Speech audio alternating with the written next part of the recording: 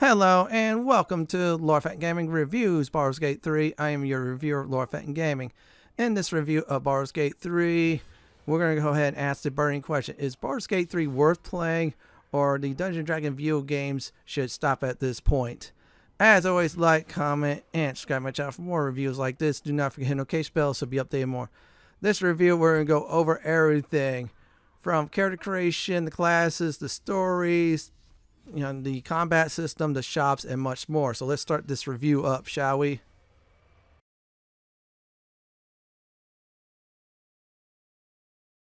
I do want to definitely go over, you guessed it, everyone, the difficulty in this game. Now, before a certain patch came out, there was exactly 3, which was Explorer, Balance, and Tactician. Now, there's the 4th one. We'll get to that in a moment.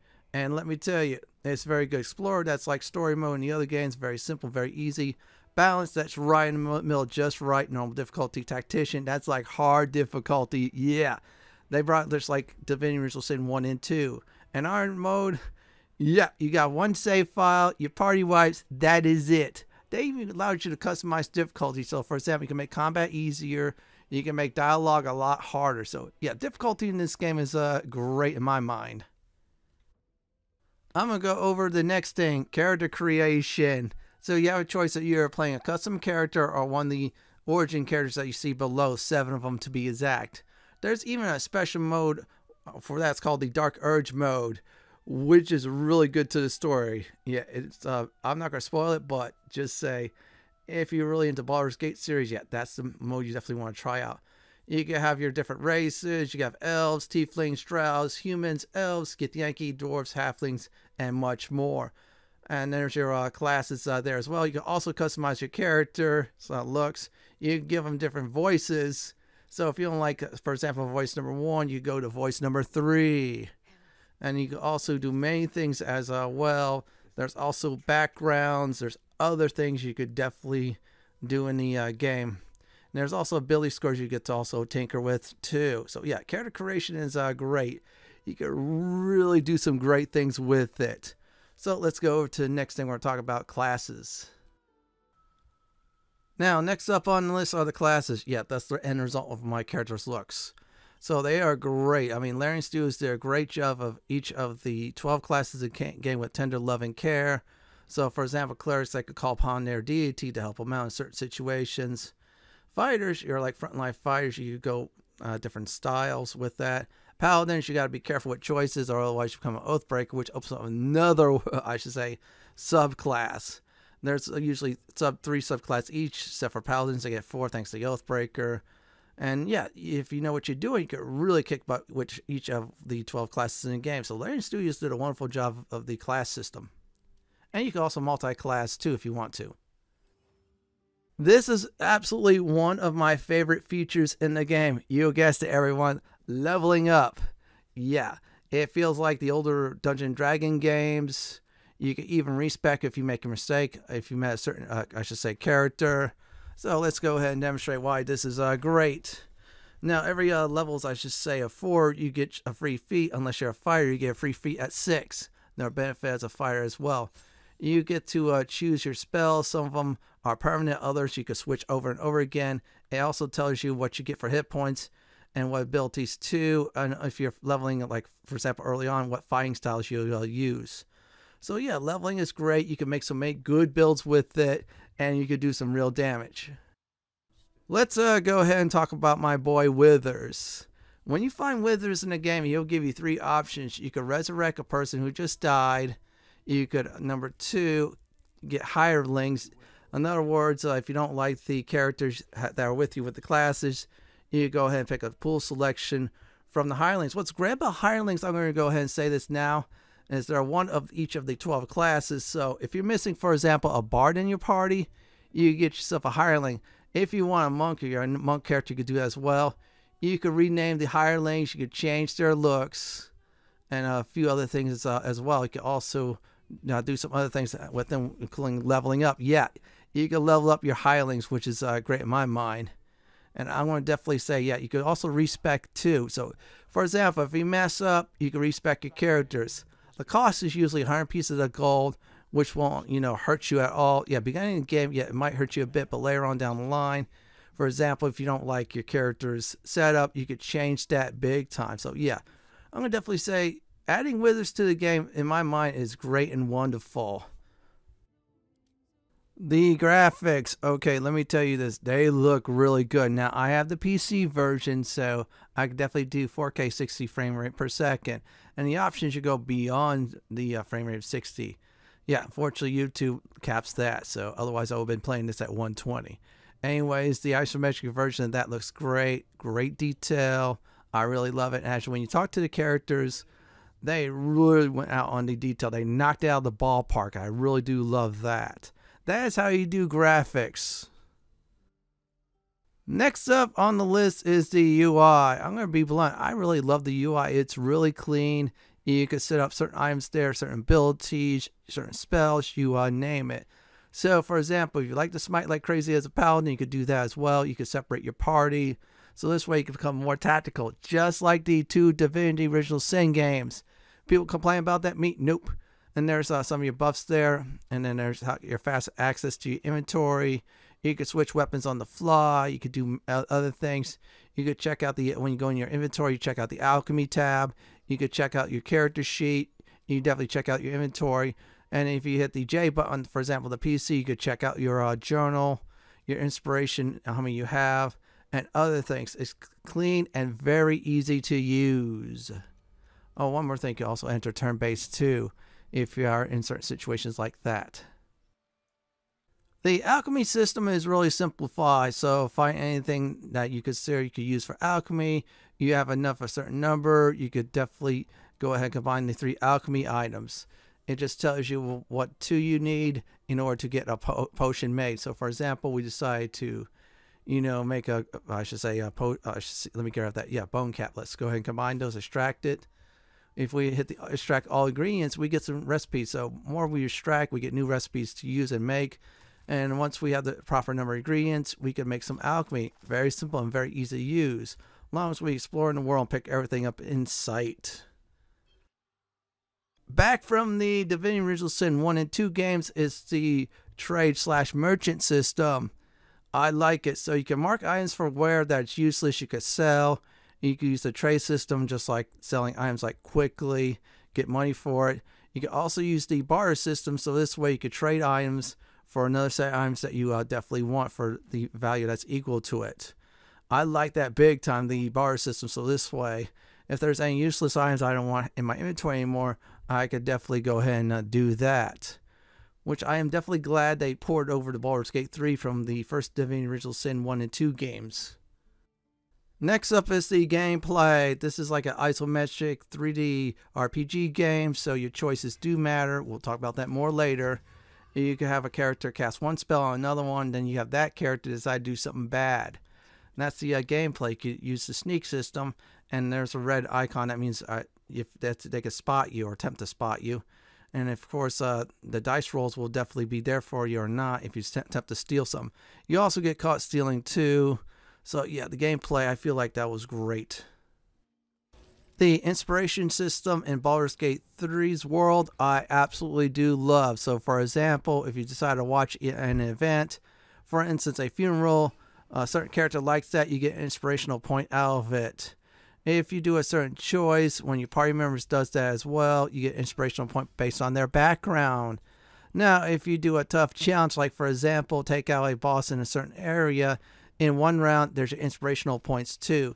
Now, inspirational points, you get a total of 4, and you can use those in dialogues to, bypass them, not bypass, but try again on the reroll. So if you roll a 1, for instance, which is an automatic fail on the dice, then you can use one of your inspirational points to bypass the failure and then roll again to succeed or not. Now, you want those definitely in honor difficulty because you're really capped at 4, and you're going to use every single one of those. And yeah, your choices, I should say, definitely do matter at that point too. So yeah, the inspiration system I love in this game, and definitely keep on playing big time. And if you ever mess up, you can just pop the inspirational point, use it up, one of them, and try again on the roll in a dialogue or something like that. The areas I do absolutely adore in this game, let me tell you, I'm going to quickly go by each act. So Act 1, the wilderness area, is great. And it's out in the open. It has a nice druid's grove along with the goblin camp, with the goblins take over some kind of ruins or castle, something like that, and they own the joint. Act 2, Shadow Curse Lands, has absolutely wonderful and dreadful. I love that.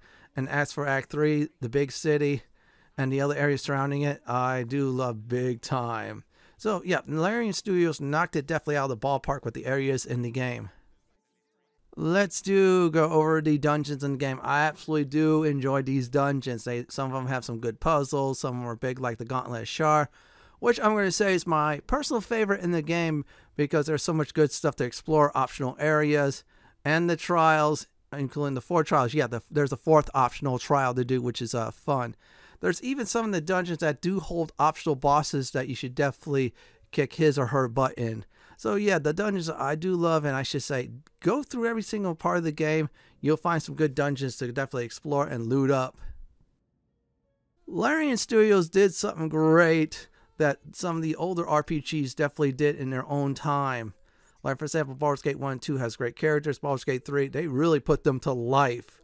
And some of the voices does match with the characters. There's some you absolutely love, like for example, this bard, and there's some you want to wring its neck, like Orin the Red, but still in a respectful manner. The voice actors and actresses put some love in the characters, and I absolutely do love it in the game. So yeah, the characters in the game you'll love and hate, and you'll definitely remember them after you definitely play the game. The party members, I'm going to definitely say, will grow on you in a very positive way. Some of them you get first impressions not so good, like for example Lizelle. Then later on, as you go through her story, you're going to go, oh my goodness, that is why she's like that. It makes you love her big time. And of course, more choices you definitely pick could either give them more approval towards you or more disapproval towards you. Too much disapproval, they'll leave your party. Just like real life, they have enough of your crap. But more approval, they'll like you. They'll definitely follow some choices that you'll definitely want them to do. Even it's easier to persuade them. So yeah, the characters in your party I absolutely do love, and hopefully many of them do come back in Baldur's Gate 4. Let's go over the camp. I absolutely love it. You can use the camp to do your long rest in. So this way you end one day, start another day. You could send items from your inventory to the storage box. Yes, they have a storage box in the game, so no more lugging stuff around like crazy.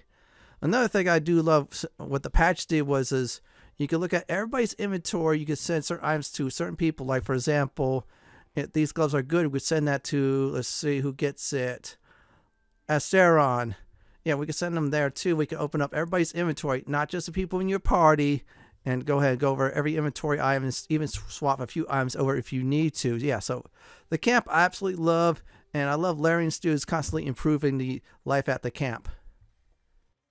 The good old rest system from either Dungeons & Dragons 4.0 or 5.0 is in this game. Short rest, you can heal your hit points, most of it, and some of your short rest abilities. Long rest, you get to heal everything, including your long rest abilities as well. So yeah, I love the rest system. Also, when you do rest up, sometimes cutscenes do pop up, which is very nice. In Dungeons & Dragons tabletop game, you live by the dice and you die by the dice. Just like live by a sword, die by a sword. Well, guess what? Larian Studios brought the dice in this game tenfold. So every action you pick, for example, I'm a paladin. I want to persuade our friend Roland here that, yeah, you should stay at the camp. We can add bonus modifiers too to help, and anything else of the matter too. We can also take away some of the modifiers if we wanted to. So when you roll the dice, you either succeed or not. If you mess up, you always use your inspirational systems, which is great. So Larian Studios did a wonderful and genius job of adding dice in the game like it is. Speaking more of the dialogue system, I love the writing in this game. Some of it is very hilarious, some of it fun, some of it dreadful. Now, this Dinge here, he's really hilarious. He has his Wheel of Wonder. Unfortunately, I didn't have any money. And after the events, for example, at the circus, he makes fun of that as well. And if you don't have any money, the dialogue from him is hilarious. So I do love the writing in the game, and the dialogue is great. Listen up, everyone. Let's talk about the journal, map system, inspiration tab, and anything else of the matter, like tutorials as well. You can also look at old dialogues in this part of the menu of the game. I really do love it. So if you talk to someone and discover something, and that could be a quest. So for example, we have to find a cure. So that's on the map if we decide to go to that. So yeah, the quest system, very easy to go through. The map system, so simple to do. And if there's even search areas, we just got to search the circle, and that should be easy. Also, inspiration systems there too on how we actually did get some inspirational points thanks to our background and more. If you want to really know my thoughts about the combat system, I'm going to go ahead and tell you I absolutely do love it. So, for example, if you attempt to be stealthy in your normal actions, then you can't attack. You can also try using your bonus actions if you want to as well. And then if you have certain reactions, the reactions are there. Also, combat's determined by sometimes environment if you want to abuse that, or better yet, height advantage. Like, for example, I have the high ground. Yep, you heard me right. You get to abuse that. Higher ground you are, more damage you could definitely do. Sometimes you'll have allies that'll help you out. Other times you have enemies coming in as in reinforcements. And I would say combat is really interesting and really fun. There's some really good battles in this game, including the optional bosses. We'll get to that later on, but still, I love the combat in this game, and hopefully in the future I definitely see more of this type of combat in Baldur's Gate 4. Now you're wondering, everyone, are there elements from the Forgotten Realms in the lore? Oh, absolutely. If you look at some of the books, for instance, it gives you like a nice update of Larian Studios' version of the Descent from Avernus campaign. Then, of course, you meet some certain famous NPCs, like a certain wizard, and other cases, this guy. Yeah, that guy I had nightmares with from Neverwinter Nights 2, one of the expansions. Still, the Forgotten Elements flavor is definitely in this game, and you should love it. So, Lord Fenton, is there certain characters from Baldur's Gate 1 and 2 or any references? Oh, the answer to both of them, absolutely. Yes, there are. You get Jaheira in your party, which is great. You get a certain ranger in the game later on in the game, which my only disappointment was I wish she was there earlier. Another good thing I do love is there's even lore from both of the games. Yes, Volo will actually give you a lore book from a certain, I should say, event in the game. So there's plenty of Baldur's Gate 1 and 2 goodness, and Larian Studios definitely respect that. Now, as for the music and sound, I absolutely do love it. I like it when your sword connects foes. I like it when you're hearing ambient sound, or even other characters talking. And the music I absolutely do enjoy, including the best, I should say, camp in the game. But for now, let's go ahead and listen to this camp music.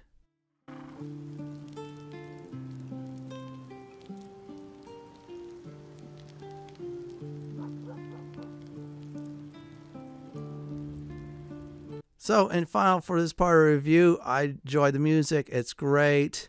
You could just play it all the time you play through. You can even stream it too. We'll talk about that next. So, Lord Fenton Gaming, the question is this game streamer friendly? Absolutely. So yeah, Larian Studios posted on their forums it's alright to stream the music from the game live or make videos with the music in it.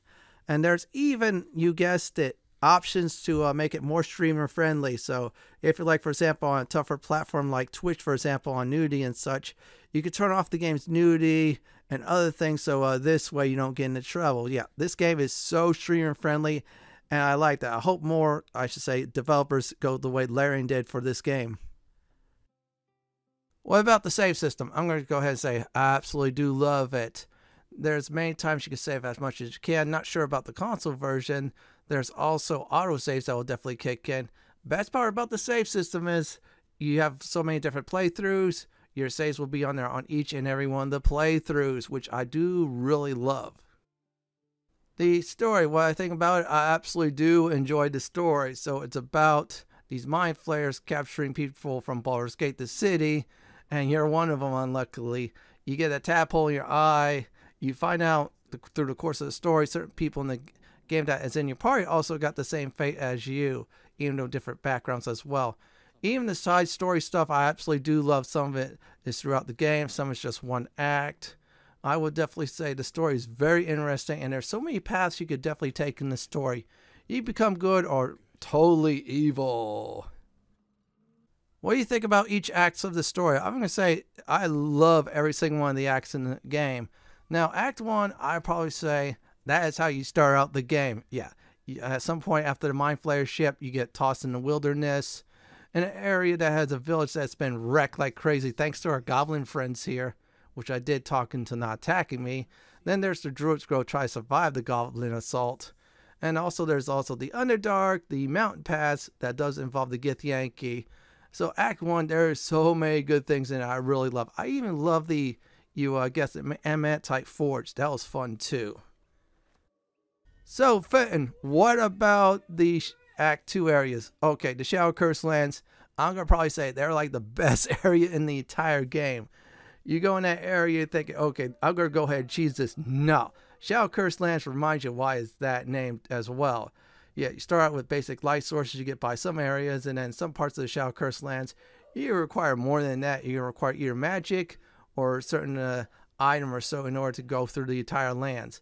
The characters, I'd probably say in Act 2, I really love. Now, this gold monstrosity I did enjoy. Definitely enjoy beating her up, I should probably say, a few times. So yeah, Act 2, the upside of it, I really love. Especially a dungeon in that act as well. When you arrive at Act 3, I would go ahead and say this at this time. It's really good. Many of the companions' quests are done, I should say, party member quests, you'd be able to complete if you wanted to. Some of the structures are very familiar from a certain Baldur's Gate game. If you play it, you know what I'm talking about as well. The game sets it up as the, I should say, final part of the story. They did so well with that. Especially the areas that they definitely tie to it. Now you want to ask, how's Endgame? Well, I'm going to go ahead and say it. I absolutely do love Endgame. And let me tell everybody this now. All your choices will come together during Endgame. It's really great. I'm not going to show you how Endgame works because that's a huge spoiler, but still, you should experience it. Once you go through all 3 acts, you get to the point of no return. Well, guess what? That Endgame is right there, and it's great. What about the ending? Well, I'm going to go be honest about it. Again, I'm not spoiling the ending. I absolutely do adore the ending. I'm going to probably say it's probably one of my top 5 endings of all time, which I do love. And then after the ending, I'm just going to go ahead and say stick around. So, Fenton, what about choices? They do absolutely matter. In each of the acts, whatever choice you made, it'll come back at you either great or terrible towards the end of the game, which I absolutely do adore. It's not like the other game, like for example, a certain Walking Dead game where either you go with Jane or Kenny. They both die at the start of Walking Dead, the season 3. That was fucking bullshit. This game does not pull any more bullshit like that. And I love the choices in the game, and I like it when it really benefits you.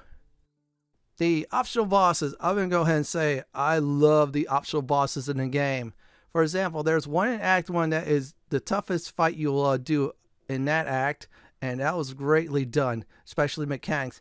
What about the latter acts, like for example, Act 3? Well, let me tell you, there are some good optional bosses in those fights. Especially this one at the Wormwood. All I'm going to say, that was a very fun fight to do. You got to learn mechanics in order to win. If not, you just try again until you get it right. Which I actually do love in games like this. So, Finn, what about the patch content or content that is releases through patches? Let me tell you right now, Larian Studios put a whole bunch of improvements in it. I really loved it. They even put improvement in it that's towards the end of the game. There's other good ones, like, for example, the mirror. Yeah, that's right. This mirror here, that'll change your hairstyle and other things as well, which I absolutely do enjoy. They also did during patch contents as well, put more improvements in it. Like, for example, at the camp, when it was original game, you had to switch party members in and out in order to go through their equipment and such like that. Well, guess what? Larian Studios put a nice little button there. You just hit one button, and that was it. Everybody's equipment showed up, and you could go switch all around and such. So, yeah, patch content, Larian Studios definitely did a grand slam. So, what about the paid content? Well, if you're a standard edition owner, which is purely optional, only thing you really have to pay for at this point in time, you guessed it, is the deluxe edition items, which is all right for the most part. They're very useful at the start of the game, some of them. And also, well, except for the mask. That mask is really useful. And of course, if you own the deluxe edition, you got that free. And here's another thing that was great is the early access stuff. Yeah, if you did early access, got the game early access, you would have got the deluxe edition stuff. And yeah, anything else, what you see is what you get in the game. It's not taken apart, then put into a little package that you pay $9.99 to $19.99 plus, or in Ubisoft cases, $49.99 for a fucking DLC. Yeah, you know which one I'm talking about. It starts with D, and then of, and then R. I'll leave it at that. Yeah. Larian Studios has content for you that is playful and you can play for hours on end. It's not like other companies, like, for example, will put a dungeon in and that's the DLC and you go through it in an hour or less. Or it's just one character, you go through a 5-minute or 10-minute sequence, you get that character, you're like going, what the hell's happened?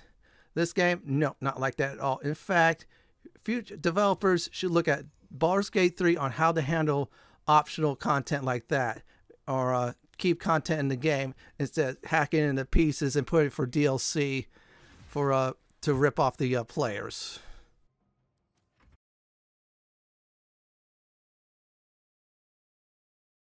I really love the characters and many of their class setups. My only big issue with that is we're missing 2. Now 3, if you never played a Dark Urge, which his default class is a sorcerer, so we're missing a bard and monk. In fact, we got too many druids. Yeah, I love Jahir, I love Halsin, but we got 2 druids. Even Mithara is a paladin, Oath of Vengeance, but still, I kind of wish there was 2 more characters like that. Heck, there's that tiefling bard in Act 1. We could have had her join the party. I'm disappointed we don't have that at all. Here's the deal, everyone. So, how the party member quests are spread out. I'm a little bit disappointed in that. In Act 1, you got everybody going on that. However, after the Mountain Pass and or the Underdark, there's about usually 2 characters, so you're not going to be able to do their quests until you get to Act 3.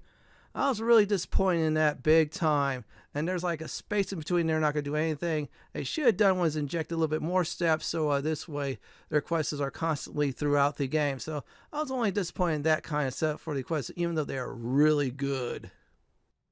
Now I'm going to go ahead and talk about the downside of Act 2. I want to do more areas in that. That was very fun.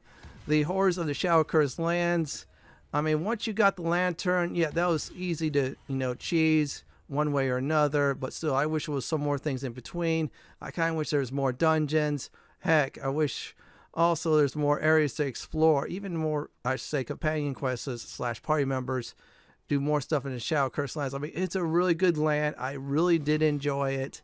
I had a blast in it to the point where, I was always worrying about the light. Yeah, I got to keep the light on at all times. I love that, but still, I wish there was more content for Act 2. I only had 2 minor issues, which I said okay for the downside. Act 3, there's some good stuff in it, great optional boss fights. I feel like some parts are a little bit rushed, especially with the companion quests towards the end. Look like they really want to get it done. Another thing was the performance issues on that. Yeah, sometimes the assets took a little bit while to load on PC, as if you're seeing things through the walls, like if you have invisibility powers to see through stuff or something like that. Those are only my 2 major disappointments on that, but still, Act 3 was good. Just some of those stuff brought it down a bit. It's not like Act 1, which was great all around.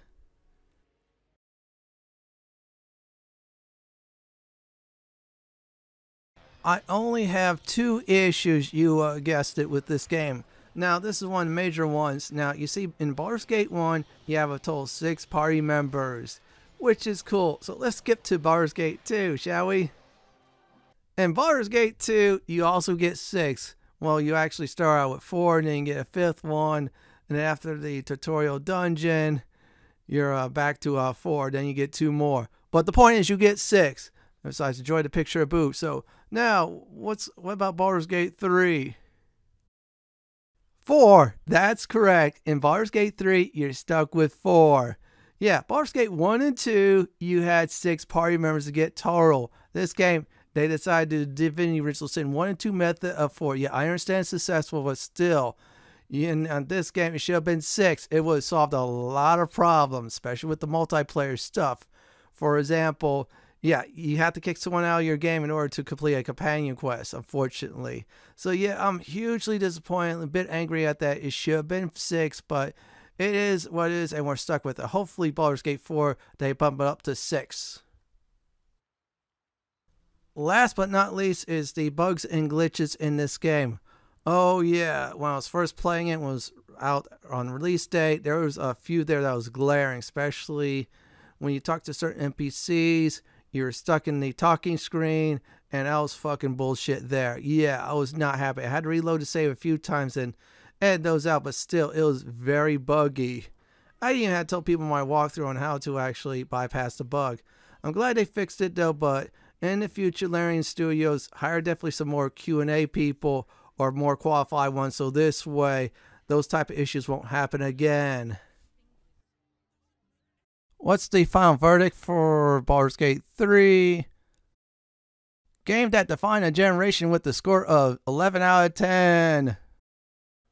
Despite some of the issues the game does have, including, of course, some of the bugs and glitches I did experience through my playthrough, this is one of the games of the generation. Most likely top 5 games of all time. Yeah, it does not force you to buy DLC after DLC in order to continue the story, number 1. Number 2, it's not a game as a live service. Yeah, none of that bullshit at all. I definitely enjoyed the story. I love the characters. The class system is great. Combat's really fun. The optional boss fights, I say, they're definitely worth doing. Some of it, you really have to be up to the challenge, especially on the higher difficulties. I have a blast, and if I ever get time, I'll definitely play this again, yeah. I'll either do an Oathbreaker or even start the Dark Urge as a sorcerer, which is pretty cool and fun. This is it for my review of Baldur's Gate 3. This is Lord Fenton signing off. Thank you for watching this, and have a great day or night, and do please stay safe. Please subscribe to my channel for more classic and modern Dungeons & Dragons walkthroughs, builds, guides, and more just like this. If you like what you see, then go ahead and pick my suggestion on the upper left-hand corner or YouTube suggestion on the bottom left-hand corner. I'm going to go ahead and relax in this nice chair.